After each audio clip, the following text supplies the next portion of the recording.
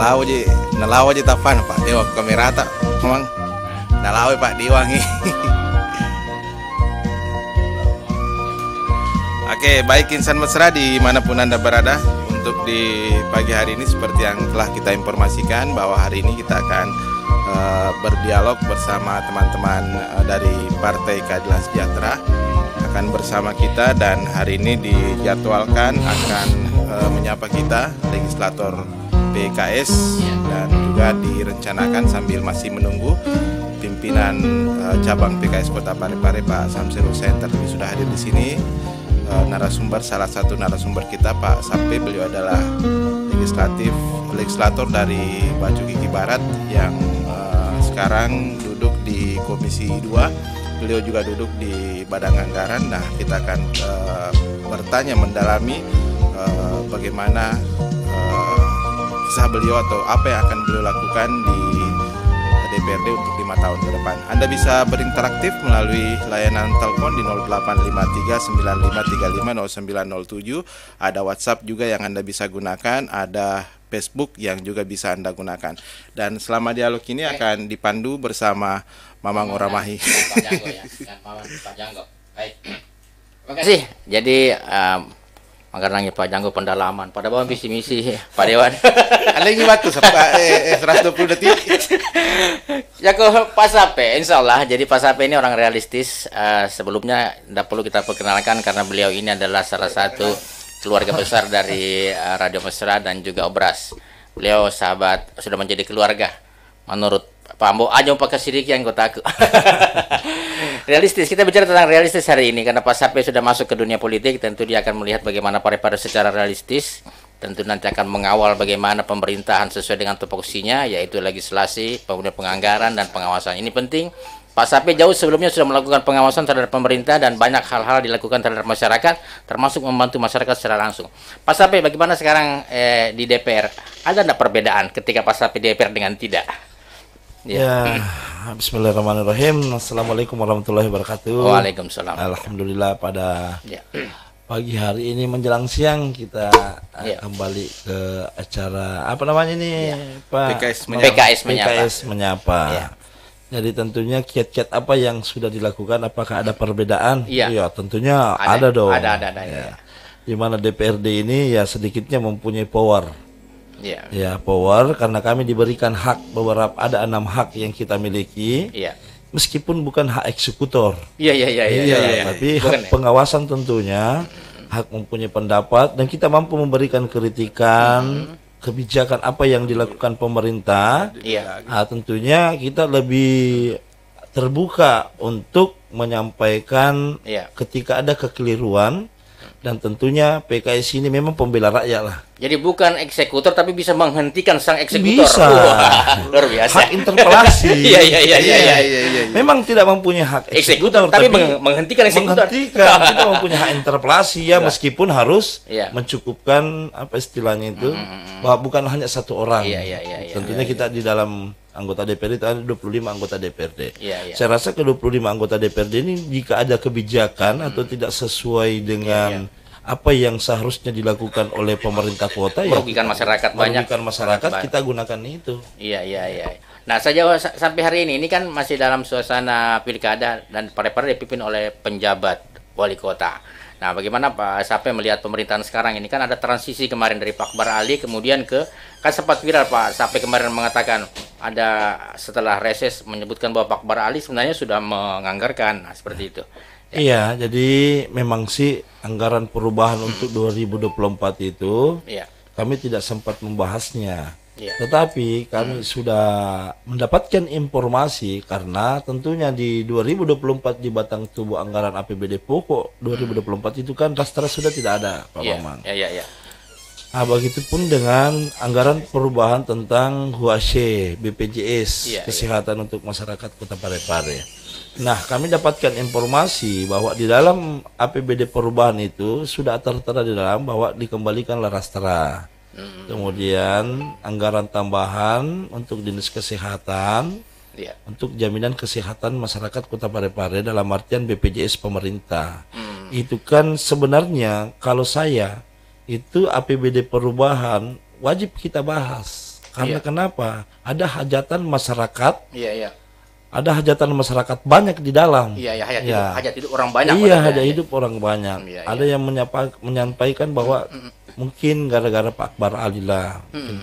Kalau saya sih berpendapat tidak ada yang salah. Iya, iya, iya. Ya dalam ketentuannya bahwa penyerahan KUA PPAS perubahan itu kan diserahkan pada hari bersamaan kami dilantik 2 September.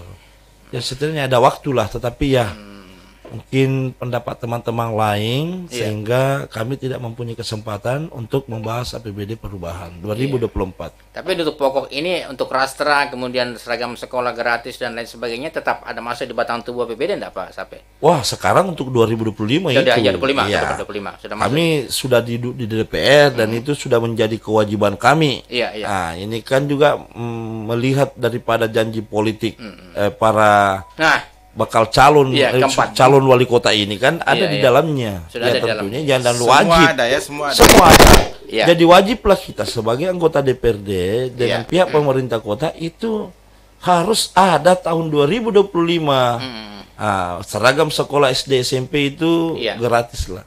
Dan itu sudah ada dalam batang tubuh anggaran APBD pokok 2025. Nah, jadi pesan masalah Pak Janggo, jadi Pak Sape sudah paham betul bahwa sebenarnya kebutuhan dasar, hak dasar itu sudah masuk di APBD, tidak bisa tidak Pak Sape ya? Tidak bisa tidak. Walaupun tidak ada wali kota menjanjikan, tetap itu ada. Tetap ada. Iya. Jadi tinggal melanjutkan nantinya ini ya. Lanjutkan saja. Cuma kita harus realistis melihat keuangan daerah kita. Nah, jangan sampai dengan banyaknya janji-janji politik calon semua ini, sehingga apakah kemampuan keuangan daerah kita untuk mampu untuk merealisasi semua janjinya? Iya. Yang saya besar pasak daripada tiang. Iya.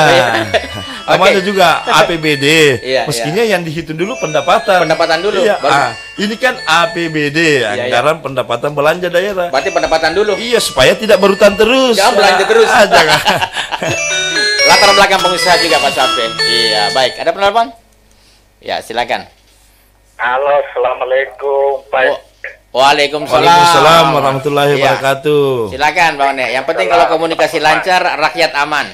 Ya, jadi saya dulu dengan SP ini sama-sama pelayan masyarakat di bawah. SP, sudah resmi kan itu SP. Surat perintah. Apa itu SP? Apa itu SP? SP itu biasanya kalau disingkat bisa jabatannya lebih tinggi ke depan. Apa itu? Oh iya. Siap perlawanan. Saya baru tahu setelah debat kemarin, ternyata kita ini Pak SP tidak bisa punya utang. Tidak bisa? Pasti selalu ada utang. Tidak bisa tidak berutang begitu maksudnya? Ya, tidak bisa tidak berutang. Karena saya lihat ini anggaran, ini hanya direka-reka saja, antara 950 sekian. Dia pakai duit. Oke. Ini pertanyaan. Dan bagaimana Pak Sape seorang anggota DPR ke depan? Karena ada namanya tender-tenderan, tapi tidak ada uang. Wah, salah. Bagaimana itu? Ya, baik. Kalau umpama anggotanya SP yang naik, bisakah dikritiki? Karena pemerintahan yang dulu itu ada tender-tender tapi tidak ada uang. Ini namanya tender ke?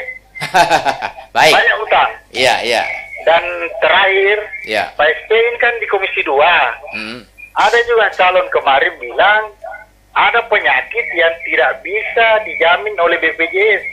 Kepala Kunata wajah 27 juta miliar. Kalau menurut saya yang pekerja BPJS tidak ada penyakit yang tidak dijamin BPJS. Iya, kan namanya jaminan kesehatan. Iya, jaminan kesehatan. Kalau obatnya kemungkinan ada yang tidak dijamin. Iya. Jadi saya minta pendapat bagaimana SP ke depan setelah mendapat hal-hal begini. Baik. Ada tender-tenderan yang tidak ada uangnya. Baik. Karena kalau ini selalu mau diteruskan, tetap mau itu makin repare-pare, utang terus ada. Oke, Pak Sape. Banyak yang mau dianggarkan, tapi uang belum ada. Iya. Assalamualaikum. Waalaikumsalam. Pak Sape, ada yang mengatakan tadi Bang Ane ini direka-reka saja. Dalam artian oki-oki bam itu anggarannya. Nah, kemudian yang kedua terkait dengan memang Pak Sape tentu banyak pengalaman terkait dengan BPJS. Ada yang ditanggung, ada yang tidak. Nah, selaku Komisi 2 melakukan bidang kesejahteraan, pendidikan dan sebagainya, tentu paham tentang hal itu. Bagaimana ini Pak Sape? Jadi luar biasa ini Bang Monek. Jadi ini memang kita harus hitung pendapatan dulu. Pendapatannya dulu ya. Iya, baru belanja. Jadi ini kan sudah keluar penyerahan MUU. Iya. Ini kan plafon anggaran untuk Kota Parepare 2025 itu sekitar di angka 900 miliar. 900 miliar. Ya. Nah, yang tertara ini yang kita sudah bahas ini sekitar 1 triliun. 1 triliun ya. Ya. Berarti berutang lagi. Berutang lagi 100 miliar. Makanya saya minta bahwa rasionalisasi lah ini anggaran. Sesuaikan dengan plafon anggaran yang ada. Iya, itu banyak hal-hal yang belum dibutuhkan, itulah yang dihapus. Pembangunan fisik, tentunya kalau tidak terlalu penting, terlalu dibutuhkan itu hilangkan dulu. Begitu juga dengan perjalanan-perjalanan dinas, kegiatan-kegiatan yang tidak dibutuhkan oleh masyarakat hilangkan semua. Terkesan pemborosan itu. Iya, terkesan pemborosan agar plafon anggaran yang ditentukan TPAD anggaran Kota Parepare ini sesuai dengan keuangan daerah kita. Bahwa kita pahami bahwa untuk 2025 ini utang kita banyak loh. Banyak ya? Ya, dan saya minta. Menurut informasi sudah terbayar kemarin sebagian Pak Sabri, betul tidak itu? Catatan utang itu sekitar 26 miliar. Iya.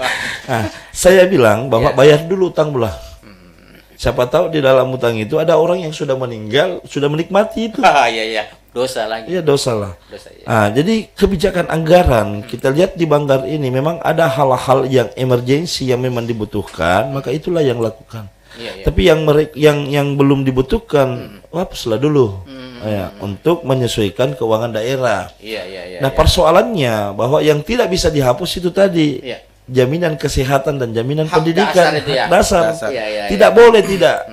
Tanggung jawab kita. Tanggung jawab kita bersama.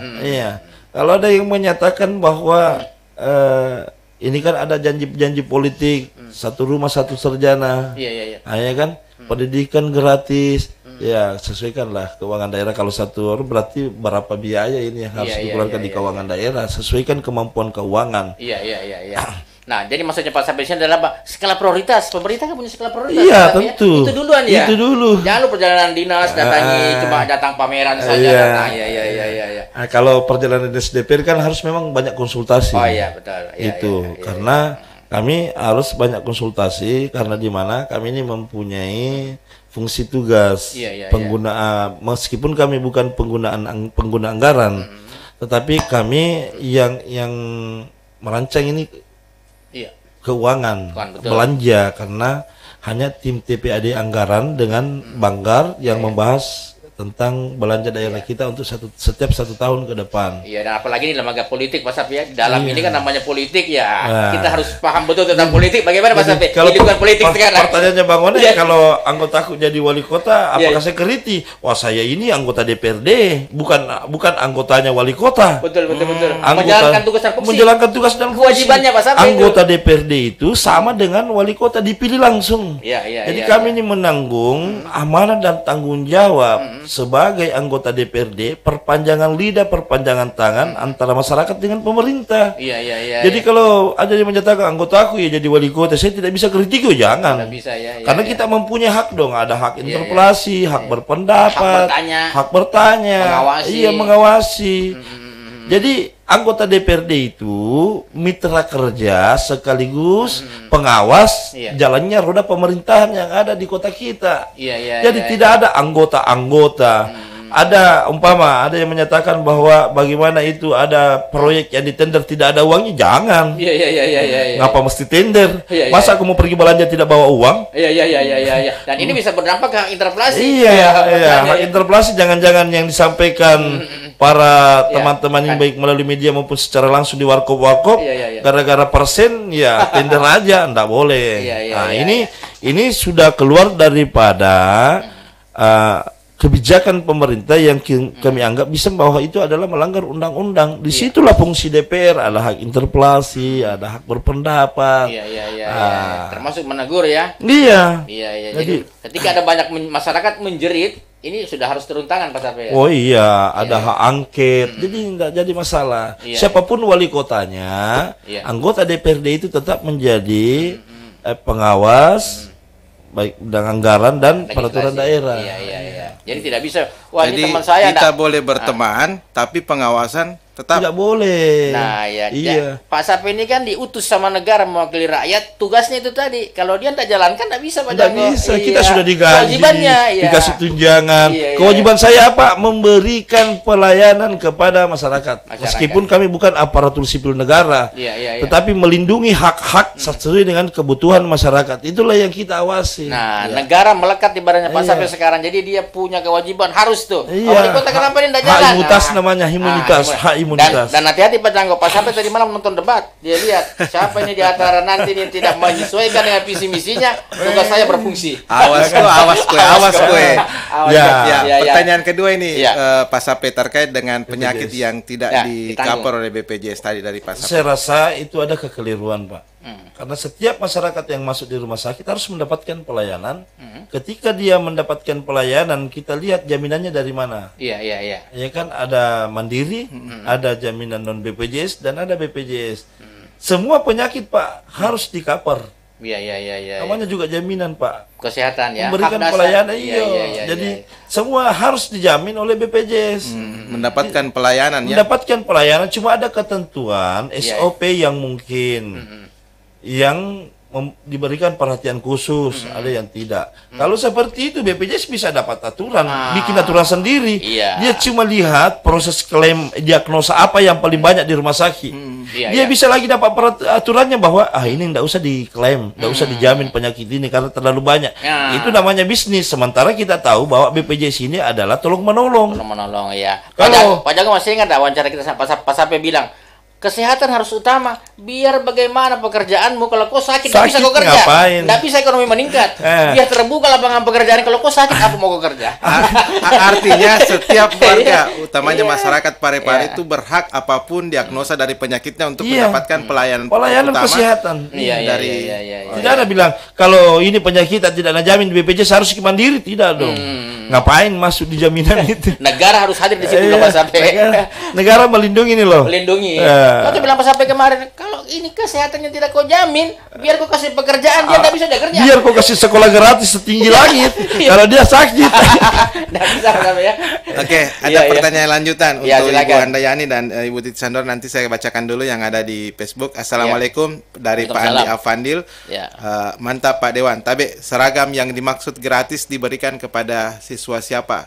Ini pertanyaan yang bagus. Jadi semua, karena saya bertanya seperti ini di Dinas Pendidikan pada saat kami di ruang Komisi 2 untuk masuk di Banggar. Ini segera merata, mau kaya mau miskin, asalkan dia di tahun ajaran baru.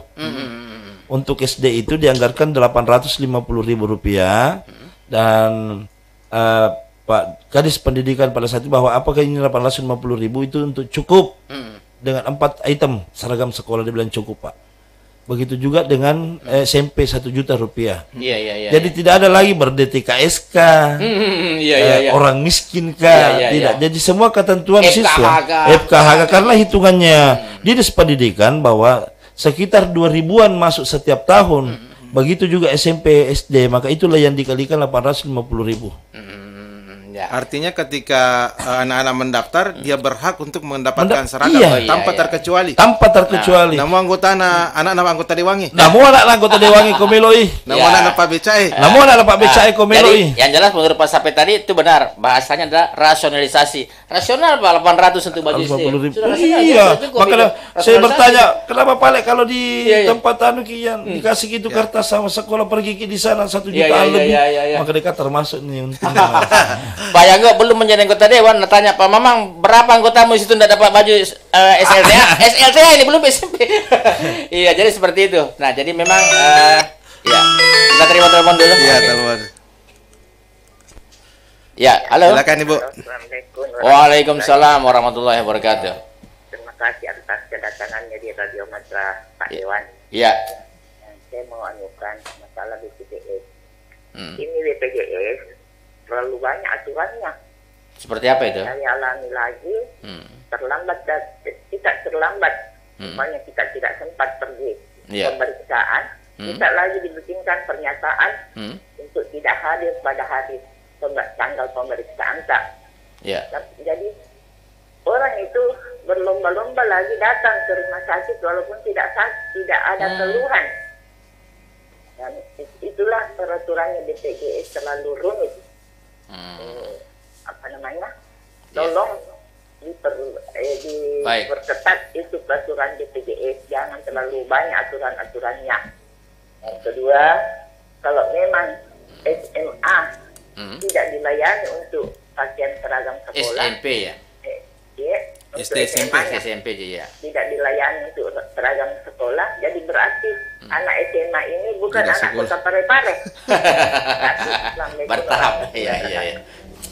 Baik, makasih. Nah, ini terkait dengan memang pas kita lihat pas sampai beberapa hari yang lalu media sosial itu di pusat banyak yang termasuk DPR RI yang menghentak teman-teman di BPJS bahwa ada melakukan semacam spekulasi fiktif, kemudian yang penting dananya cair. Nah, di Parepare nampaknya menurut Ibu Handayani tadi seperti itu.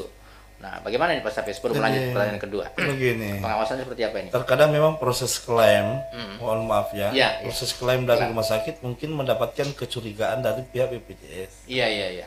Jadi ada hal-hal yang mungkin tidak boleh diklaim, atau mungkin dianggap bahwa BPJS pihak rumah sakit ini tidak melakukannya, tapi dia masuk dalam proses klaim. Jadi begitu mungkin proses pembayaran terlambat BPJS ke rumah sakit. Iya. Nah, untuk kesulitan-kesulitan yang didapat karena kita adalah peserta BPJS, saya rasa itu hanya mungkin miskomunikasi. Kenapa? BPJS ini sangat selalu mudah lagi untuk melakukan, karena ada lagi istilah mendaftar secara online. Nah, bagaimana dengan masyarakat yang tidak mempunyai HP, tidak mempunyai kuota?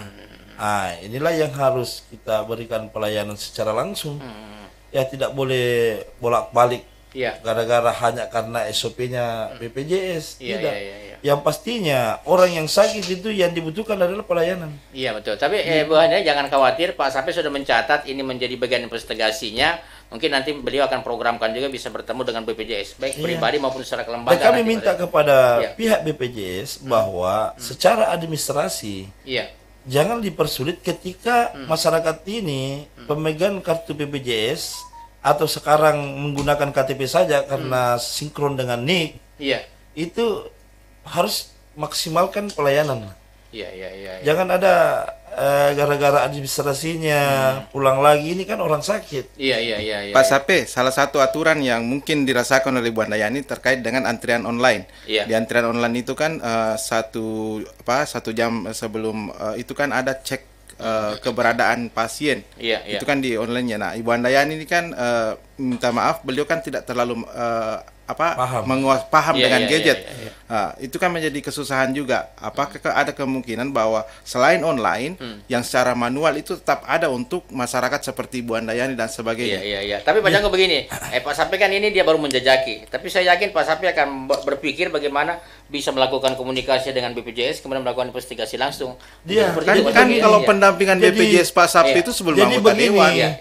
Jadi memang pemerintah ini, pihak rumah sakit dengan BPJS berpikir seperti itu, bahwa bagaimana dengan masyarakat yang tidak dalam hal kemampuan untuk menggunakan gadget, artinya gagal teknologi. Jadi tetap ada bentuk pelayanan secara offline. Itu tidak boleh dihilangkan secara tiba-tiba. Jangan langsung download semua. Tidak boleh. Harus tetap ada pelayanan offline. Tidak boleh tidak. Tapi Pak Sapi nanti bisa sampaikan ke BPJS. Oh iya. Kalau ini menjadi kebutuhan masyarakat, kenapa tidak? Nah, kami pernah melakukan kunjungan ke rumah sakit pemerintah, begitu juga dengan puskesmas. Itu yang kami sampaikan bahwa apakah setiap peserta BPJS harus mendaftar melalui online, Pak? Tidak, Pak. Tetap ada offline-nya. Baik. Dan pertanyaan yang berikutnya tadi dari Bu Handayani, kekhawatiran Ibu Handayani bahwa jangan sampai, tapi tetap ini Pak Sapi yang perhatikan SLTA juga, bukan hanya SMP-SMP. Jadi begini, kami dulu melakukan komunikasi dengan pihak provinsi, dalam hal bagaimana caranya untuk merealisasi agar kiranya pakaian seragam sekolah SMA juga di pemerintah Kota Parepare juga bisa gratis di setiap tahun ajaran baru. Berapa biaya tanggung jawabnya provinsi. Nah, ini kan SMA ini kan tanggung jawab wilayah provinsi. Nah, bagaimana, kenapa mesti juga digratiskan? Iya, harus juga digratiskan karena kenapa? Meskipun dalam administrasi pemerintahan, dinas pendidikan itu bahwa SMA ini dibawahi oleh wilayah, provinsi. Nah, tetapi yang sekolah di sana kan apa yang dibilang tadi Ibu Andayani adalah orang Parepare juga. Olehnya itu kami dulu komunikasi dengan pihak provinsi, siapa tahu ada pembagian. Apakah 60% 40% atau bisa 50% 50% atau mungkin bisa saja ditanggung semuanya oleh provinsi. Dan ini menjadi PR kami karena ini juga merupakan janji-janji politik calon wali kota dan gubernur. Dan saya sempat orasi politik saat Ibu Fatmawati hadir di Parepare saat kampanye di Limoe. Dan saya juga orasi di panggung bahwa insya Allah pakaian seragam sekolah untuk anak SMA juga berkolaborasi antara pemerintah kota dengan pemerintah provinsi. Nah, jadi sebenarnya pemerintah kota Parepare bukan mengenaktirikan SMA ya, tapi lebih pada ada aturan memang tanggung jawab untuk SMA itu ada di provinsi. Tetapi memang kita harus pikirkan bahwa sekolah yang ada, sekolah-sekolah SMA yang ada di kota Parepare itu sekolah juga anak Parepare juga. Nah, itu dia. Disinilah peran Pak Sampai sebagai orang politik, bagaimana dia mensinkronkan antara PKS punya apa? Ada PKS provinsi. Jadi ini nanti fungsi politiknya yang jalan menghubungi teman-teman politik. Kebetulan dapil 6 untuk wilayah pemilihan Parepare itu kami ada satu. Itu Bapak Musayin, beliau mundur karena jadi calon bupati di Sinjai. Akhirnya diganti oleh Ibu Hajana Nur Hasbiah, Ketua PKS Kabupaten Baru. Nah, ini merupakan angin segar buat kita semua juga. Kita doakan Pak Sampai bisa mulus melakukan komunikasi politik. Namanya politik banyak di tangannya nih. Kalau Parepare itu Pak PKS itu lengkap. Lengkap ya. Ada dapil DPR RI, ada terpilih Pak Ismail Bakhtiar, ada provinsi, ada Haji Nur Hasbiah, di Parepare ada Pak Juspari Genda. Bukan beliau yang kemarin di Tonrang ya, bistinya Pak Sampai. Iya, apa? Yang ibu yang terpilih dari provinsi itu. Ibu Haji Nur Hasbiah itu pada saat kampanye dia datang. Nah, itu dia. Kita melakukan komunikasi intens bagaimana caranya nanti ini pemerintah Kota Parepare baru Maros Pangkep. Sehingga pakaian seragam sekolah SMA juga ini di setiap tahun ajaran baru, di mana kita sudah tahu pasti bahwa di setiap tahun ajaran baru ini disitulah tempatnya para orang tua menangis, Pak. Karena dibebani oleh seragam. Belum lagi sumbangan-sumbangan, belum lagi praktek kerja yang dibebankan sama siswa, seperti itu. Jadi saya rasa siapapun wali kotanya sebentar, mari kita sama-sama melihat dan membangun bagaimana caranya memberikan jaminan pendidikan dan kesehatan yang bermutu. Termasuk pengawasannya. Kalau Pak Sampai kan sudah menganggarkannya, sudah cukup tadi 850.000, kemudian 1 juta sudah cukup rasional sekali. Pak Sampai Pak Sampai ini kan di lembaga politik, Pak Sampai sudah masuk lembaga politik. Nah, banyak rumor mengatakan bahwa lembaga politik itu kepentingan tarik menarik. Nah, biasa terjadi gesekan pendapat dan lain sebagainya. Dan seperti kita di LSM dulu bisa baku atur. Bagaimana Pak Sampai menghadapi suasana politik di DPR ini? Kami ini berangkat dari bawah, Pak Maman. Sedikit banyaknya kami tahu bagaimana ketika kita tidak punya apa-apa, ketika tidak ada yang bisa membantu, bagaimana kehidupan kita. Olehnya itu ketika kita diberikan amanah dan tanggung jawab, maka jangan pernah melalaikan itu. Jangan karena kepentingan. Mohon maaf ini Pak Mamang. Saya masuk dalam konteks dunia politik, itu saya anggap bahwa dunia politik itu sosial. Pengabdian. Bukan keuangan. Bukan kepentingan. Kepentingan sih, tapi kepentingannya itu asas manfaatnya untuk orang banyak. Berarti Pak Sampai bahagia kalau masyarakatnya sudah bahagia ya. Makanya hal-hal yang saya lakukan bikin orang tersenyum, bikin ketawa, kita cerita. Karena tidak ada sikap perbedaan antara masyarakat dengan anggota DPRD. Kalau ada penyebutannya bahwa yang terhormat itu hanya penyebutan saja. Yang terhormat itu ketika kita mampu melakukan hal-hal kebaikan untuk mereka. Itu yang terhormat. Kalau hanya sekedar anggota DPRD yang terhormat, janganlah. Itu hanya sekedar penyebutan. Tetapi asas manfaat daripada anggota DPRD ini, apakah itu dinikmati oleh orang banyak? Itu karena tidak perlu menjadi yang terbaik, Pak Maman. Jadi cukup bisa berbuat baik. Nah, jadi benar Pak Pepatah mengatakan, bukan pepatah, ini ada pendapat orang-orang besar, orang dunia Pak Sampai. Kalau mau mengangkat pemimpin, pilihlah pemimpin yang pernah menderita. Menderita sakit, pasti dia bisa merasakan. Bagaimana Pak Sampai? Jadi terkadang orang rasa syukurnya hilang, Pak Mamang. Begitu ya. Ada yang bilang Saya ini sangat bersyukur loh. Saya pernah tidak dapat gaji per bulan. Saya juga pernah jadi pemulung. Saya pernah nelayan dari tamat SMP kami turun melaut. Berarti rasakan pas sampai sekolah ndak ada uang dulu ya? Kami astaga. Bisa menangis pas sampai nangis lah. Kenapa saya tidak masuk sekolah di tingkat SMA dulu? Karena kemampuan keuangan orang tua kita tidak ada. Dan sekarang banyak dirasakan masyarakat. Padahal ini teman-teman lighting saya di SMP 5 itu bilang, kenapa kita sekolah? Saya ini ya bukan bagian daripada ria atau kesombongan.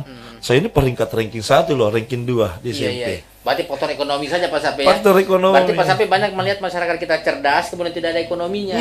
Begitu ya Pak Sape. Itulah yang membuat saya bahwa sekarang saya Pak Mamang.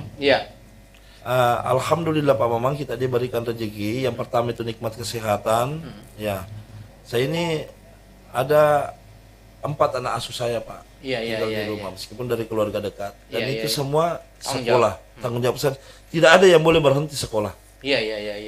Dan alhamdulillah ini di rumah sudah 2 selesai. Bahkan satu nanti ini bulan ini saya sudah nikahkan dia.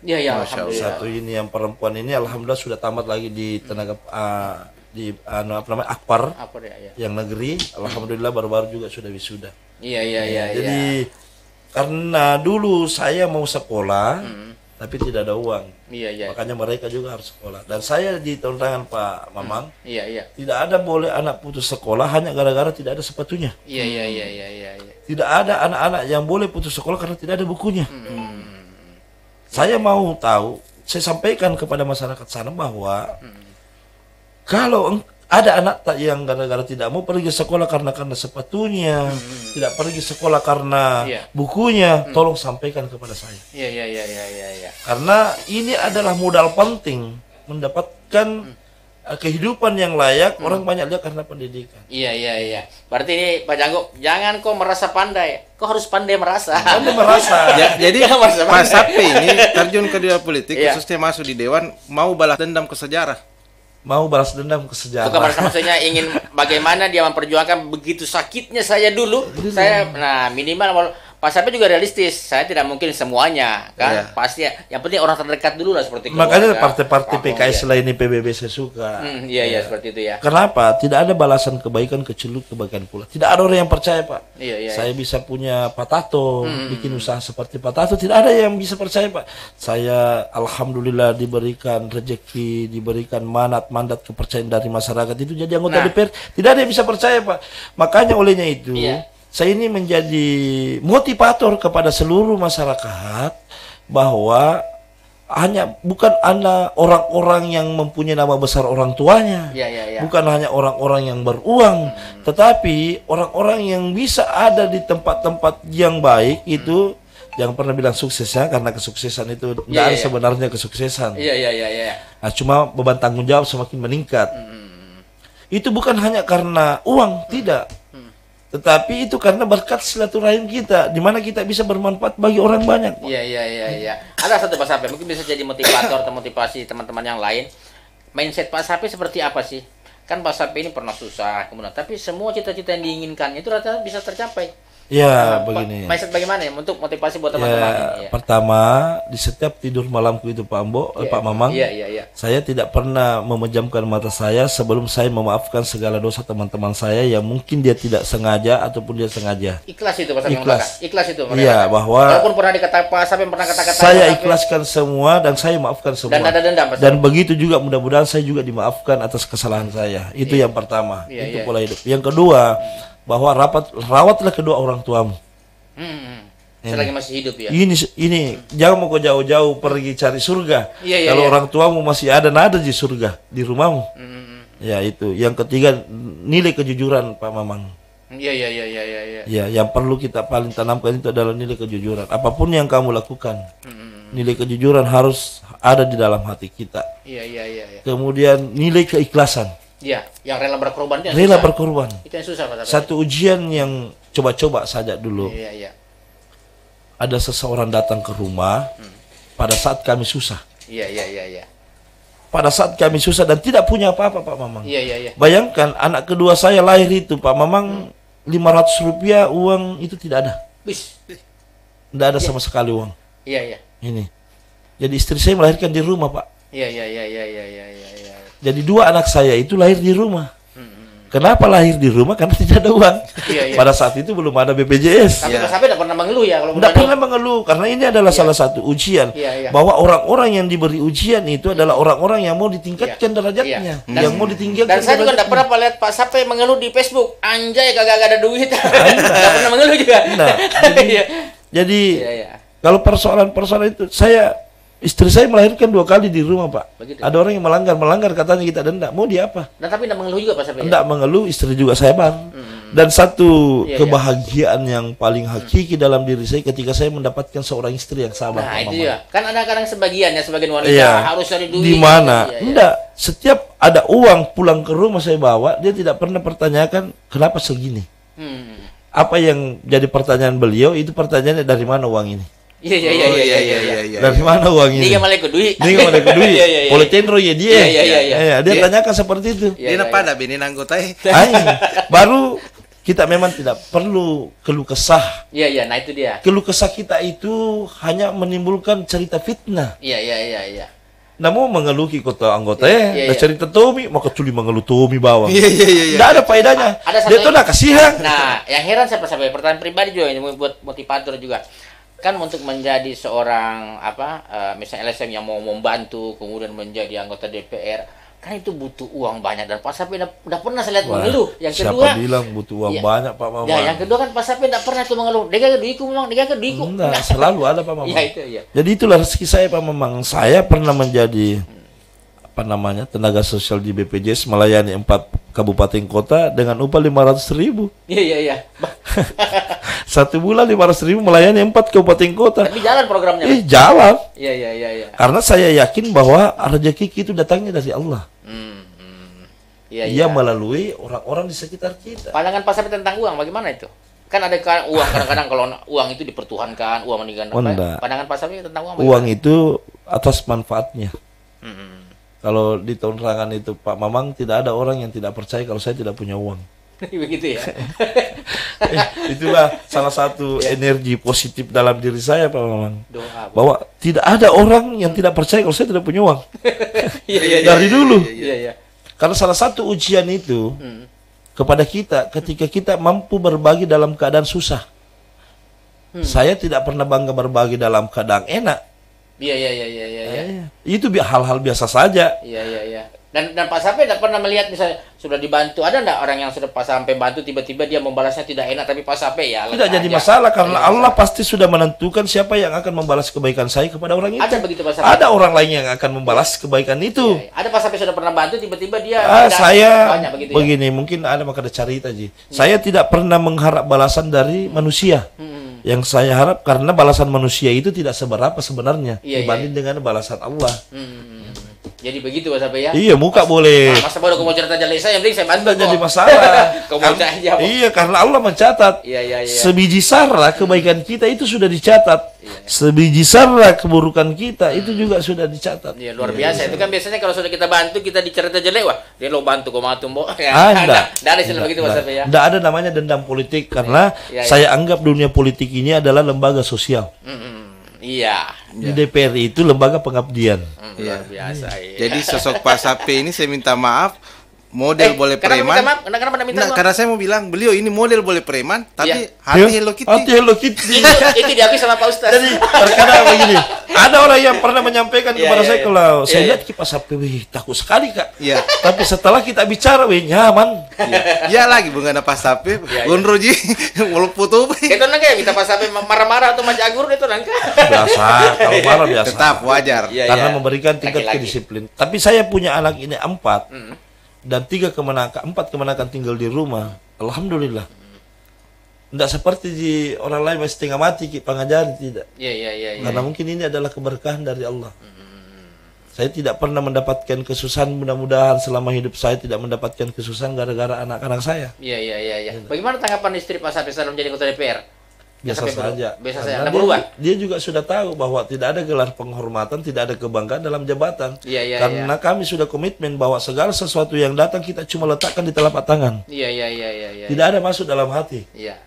Jadi tidak apa-apa misalnya ada teman-teman dari Tonranga mengeluh ke istrinya Pak Sape, tidak masalah ya. Ada tidak penekanan kepada keluarga, baik itu istri, anak, ponakan, bahwa kan mau tidak mau anggota dewan ini ada privilege, ada otonom khusus yang melekat pada mereka. Ada tidak penekanan Pak Sape kepada mereka bahwa anu mijie sementara mijie? Ya, jadi itulah gunanya kita makan bersama dengan keluarga, Pak. Sering begitu ya. Jadi pada saat kita makan di meja makan, kita tetapkan bahwa anakku jangan pernah bangga, jangan pernah menyombongkan diri karena Bapak sudah jadi anggota DPR. Iya. Bahkan anak saya di SMA 2 itu kelas 2, dia tidak pernah dianggap bahwa dia anak anggota DPR. Dia sembunyikan dirinya. Bahkan ada temannya, Sapi juga namanya bapaknya. Sama-sama. Jadi itu jadi bilang, oh anaknya Pak Sapi anggota DPR. Tapi anak saya bilang jangan mengaku ya. Jangan mengaku. Jangan. Okay. Karena kami sudah sepakat di keluarga kami itu bahwa setiap yang datang ke rumah kita, baik itu adalah harta, materi, jabatan, kita cuma letakkan di telapak tangan. Karena kenapa? Kalau kita letakkan di telapak tangan, kalau dia pergi, maka tidak jadi persoalan. Iya. Tapi kalau di hati kebahagiaan. Iya. Kalau itu di hati itu marilalan. Iya, tapi kebahagiaan itu diletakkan dalam hati. Oke, baik. Waktu kita silakan. Iya, masih ada waktu 20 menit ini. Anda yang mendengarkan masih boleh bertanya melalui WA, melalui Facebook atau melalui telepon. Kalau ada pertanyaan yang mau disampaikan, kalau ada masukan-masukan silakan kepada Pak Dewanta. Keluhan juga boleh, silakan. Selama untuk kepentingan orang banyak ya. Waalaikumsalam warahmatullahi wabarakatuh.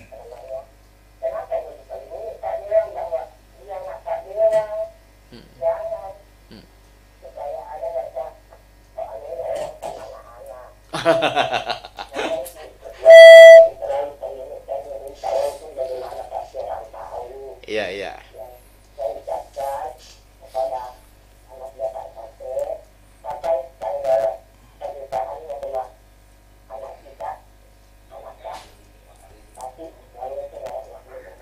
Ya, lebih pada support kayaknya. Iya. Kalau Pak Sapi itu pemikirannya ini, saya mohon maaf hanya menebak. Pak Sapi itu hanya mengajarkan kepada anaknya, jangan kau bangga kalau kau tidak berguna bagi orang. Walaupun kau jadi kepala dinas. Bagaimana Pak Sapi? Tidak ada kebanggaan. Kalau kamu tidak bisa bermanfaat bagi orang banyak, tidak usah kau bangga. Biar tinggi pangkatmu. Ngapain? Biar anggota DPR 15 tahun. Biar 20 tahun. Kalau tidak bisa bermanfaat, tidak bisa. Jadi jabatan ini tanggung jawab ya, bukan kebanggaan. Tanggung jawab amanah. Iya. Bagaimana nih Pak Sapi pandangannya tentang itu? Iya, tanggung jawab amanah. Apa yang di masyarakat memilih kita. Karena dia menginginkan sesuatu. Karena mungkin selama ini bahwa tidak ada lagi tempat mengeluh kita ini untuk menyampaikan aspirasi. Penjemputan aspirasi, pelayanan, apa semua. Itu kan yang dipikirkan oleh masyarakat. Makanya terkadang saya bilang itu sebenarnya kesian masyarakat. Dia tidak pernah tahu dan mungkin tidak mau tahu apa yang dilakukan di sana di kantor DPR. Yang pastinya masyarakat ini dia maunya ini ketika dia butuh kita ada di tengah-tengah mereka. Iya. Seperti itu. Iya, seperti itu. Jangan pernah berbangga. Jangan pernah bangga dengan jabatan, apalagi kalau 5 tahun dia. Iya. Berarti jam kerja anggota dewan ini dengan RT RW ini sama. 27 jam. Iya, makanya ada teman-teman bilang, mungkin Pak Sapi memang masih baru. Iya. Tapi saya bilang, saya tidak baru dalam hal pelayanan. Dan saya tidak baru dalam hal komitmen. Dalam hal sosial kemasyarakatan. Iya, saya tidak baru. Saya ini menjalani 8 tahun RW. Iya. 8 tahun RW ini, alhamdulillah, tidak ada cerita buruk saya tinggalkan. Iya, walaupun manusia tidak sempurna ya, apalagi sifat iri dengkinya orang. Manusia itu sifatnya pilihan. Hidup itu adalah pilihan. Dan mungkin satu-satunya di Kota Parepare yang berani keluar menjadi peserta keluarga. PKS PSK PKS keluarga PKH satu-satunya mungkin keluarga yang berani keluar menerima PKH itu adalah saya sama istri saya. Jadi keluar saya keluar Tidak, iya. Padahal pada saat itu kami tidak punya apa-apa. Baik tadi saya cerita bahwa anak saya lahir yang kedua itu tidak 1 rupiah pun uang di rumah, Pak. Berarti Pak Sape tidak merasa miskin. Nah, pandangan Pak Sape tentang miskin itu seperti apa, Pak Sape? Miskin itu hanya perasaan kita. Perasaan ya, Pak Sape ya. Karena cukup banyaklah nikmat kita ini. Nikmat kesehatan. Ketika kita diberi nikmat kesehatan, ya gunakan kesehatan itu. Ketika kita diberi nikmat berpikir, gunakan pikiran itu. Iya. Ada juga saya ingat pesannya Pak Sape dulu. Ayo terima mengeluh atau miskin itu mengeluh. Mengeluh, yang terima mengeluh miskin itu nganggo itu bagaimana Pak Sape? Begitu bisa dibilang iya. Maka barang siapa yang tidak mensyukuri nikmatku, maka asapku paling pedih. Apalagi mengeluh. Apalagi malu sama aja itu. Iya. Apalagi jadi mensugesti diri ya kalau seperti itu. Bukan sugesti, memang begitu pemahamannya Pak Sape. Iya. Saya pokoknya kalau cerita kisah hidup saya mungkin banyak orang yang tidak percaya. Apalagi tapi cukup bertanya di kampung saya saja. Iya. Saya pernah jadi pemulung botol talun ya anakku. Iya. Saya saksikan dulu saya punya 3 anak itu, saya masih menjadi pemulung botol bekas, Pak. Ini tidak jadi masalah pekerjaan, tidak jadi masalah. Yang penting berkah dan halal. Tapi tidak pernah Pak tercita-cita dulu bahwa saya akan menjadi anggota DPR atau pejabat negara. Tidak pernah terlintas, tidak pernah. Iya. Yang pastinya saya hanya berusaha dan berupaya, dan istri saya juga ridho, istri saya juga ikhlas. Setiap apa yang saya lakukan bermanfaat bagi orang banyak, alhamdulillah. Nah, kan terkait dengan partai politik PKS. Nah, kan Pak saya pernah di PBB, pernah di PKS. Nah, pandangan Pak Sape tentang partai politik seperti apa ini? Kalau pandangan saya, kenapa ke PKS? Saya bisa sampaikan kepada orang kalau mau jadi ustaz ya cukup alhamdulillah masuk PKS saja. Begitu ya. Karena PKS itu ada pengajian, Pak. Iya. Ada pengajian rutin. Bahkan ada namanya mabit. Kita bermalam di masjid semalam. Iya. Yang kita bahas itu persoalan-persoalan akhirat.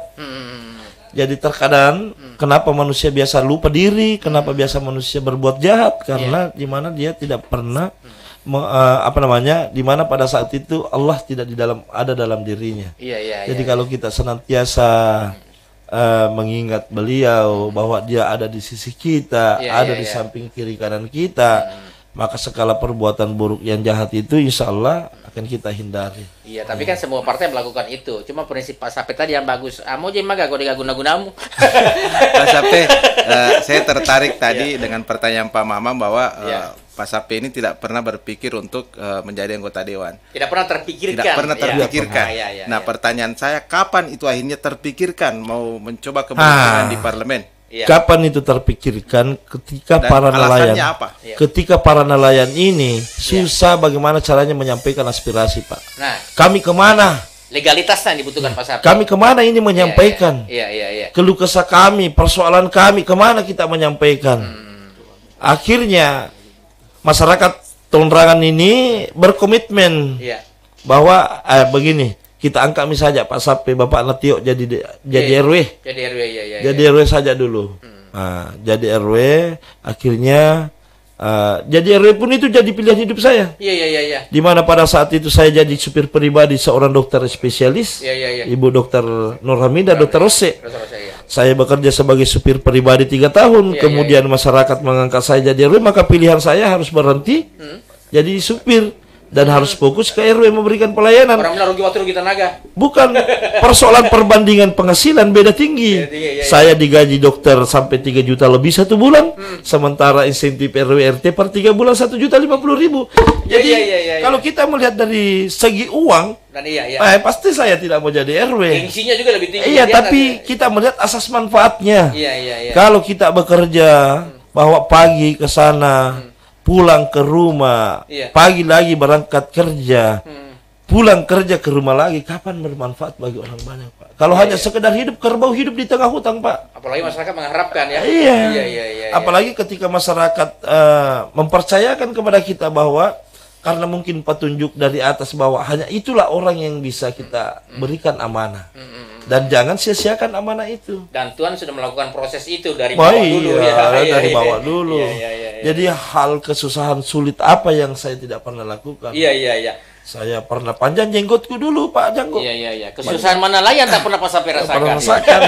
Pak Sape, ini kan boleh dibilang kalau saya melihat Bapak ini adalah sosok yang paripurna, banyak pandangan-pandangan yang luar biasa. Tentu ada sosok yang mempengaruhi Bapak sehingga punya pandangan, punya visi terhadap semua itu? Siapa orang-orang, selain siapa sosok yang ada yang di belakang? yang Bapak banggakan ini, yang Pak Sapi banggakan siapa nih? Jadi ketika kita selalu mempunyai niat untuk melakukan kebaikan, maka Allah akan menunjukkan dan mempertemukan kita dengan orang-orang yang baik pula. Begitu ya Pak Sapi? Ya, saya orang tidak pernah menyangka kalau saya nanti berteman, bersaudara, bahkan dianggap sebagai anak, sebagai saudara oleh Bapak Haji Samsul Tanro.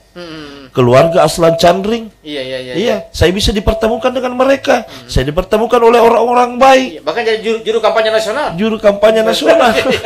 jadi itulah indahnya hidup. Ketika mungkin ada keikhlasan, ada niat yang tulus, ada niat yang baik, maka Allah akan juga mempertemukan kita dengan orang-orang yang baik. Iya, bayangkan Pak, orang tidak pernah menyangka kalau saya bisa berteman baik, bahkan sebagai saudara beliau dengan Pak Haji Samsul Tanro, dengan Pak Bogar, dengan Ibu Dokter Ose, dengan banyaklah teman-teman yang bisa. Dan saya tidak pernah menghiraukan bagaimana tanggapan, bagaimana perbincangan orang tentang saya tidak pernah peduli. Dan yang paling pasti bahwa saya juga tidak pernah melihat siapa yang berbicara, tapi saya mendengarnya apa yang dia bicarakan. Kalau asas manfaatnya baik, saya ambil. Kalau tokoh idola siapa nih Mas Alfa kira? Tokoh idola ya Pak Haji Samsul Tanro lah. Kalau untuk dunia Anies Baswedan lah. Iya. Luar biasa. Jadi jangan heran kalau Pak Sapi berbicara terkait dengan masyarakat, karena dia orang yang pernah merasakan susah bertahun-tahun, berpuluh tahun. Puluhan tahun. Iya. Jadi saya itu Pak Mamang tinggal di rumahnya orang selama 7 tahun. Di rumah saya itu sejak saya mungkin SMP itu saya jarang sekali bermalam di rumah. Karena kenapa? Tidak ada televisi, tidak ada lampu, temerada. Saya cuma di rumahnya orang. Setelah saya tamat SMP, saya pergi melaut, jadi nelayan, ikut sama bapak. Sampai akhirnya saya berpikir bahwa kita kerja nelayan terus ini sampai kapan nasib berubah kita ini. Dan ternyata itulah yang Tuhan rencanakan semua sampai hari ini. Saya tinggal di rumahnya Pak.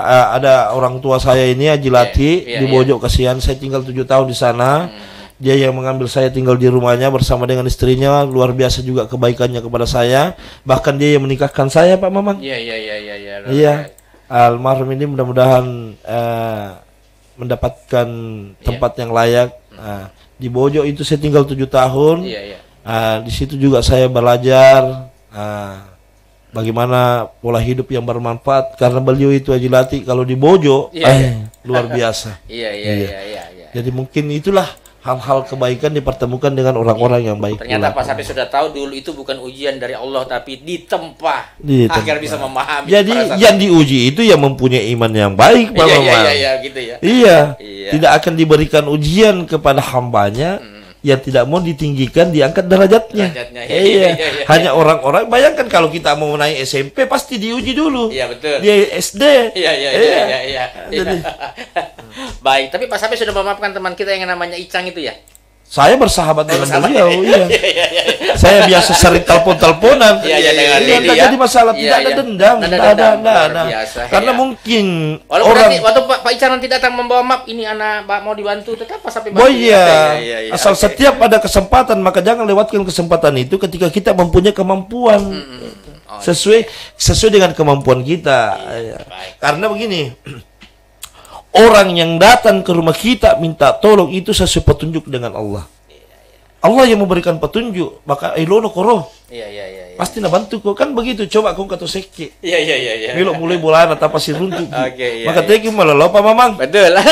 Itu kau melolo Pak Mamang karena kalau bulan umpama asal nama samaran lah bedu. Mereka kalau betul aja nak koro tahu aja iro, kan begitu. Jadi Allah tidak menginginkan, karena kenapa kita ketemu lagi di jalan. Jadi setiap orang yang datang ke rumah kita itu bantulah. Karena mereka orang-orang yang butuh. Namun balemi, tidak jadi persoalan.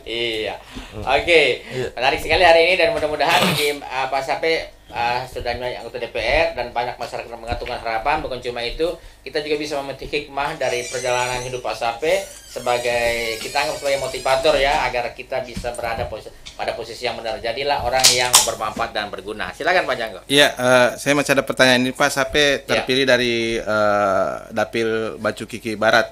Nah, sedangkan sebenarnya kalau kita berbicara anggota dewan itu kan secara keseluruhan oleh pihak. Saya teringat waktu baru-baru terpilih Pak Sape masuk di Obras dan bilang bahwa nomor saya itu tetap tidak ada pergantian.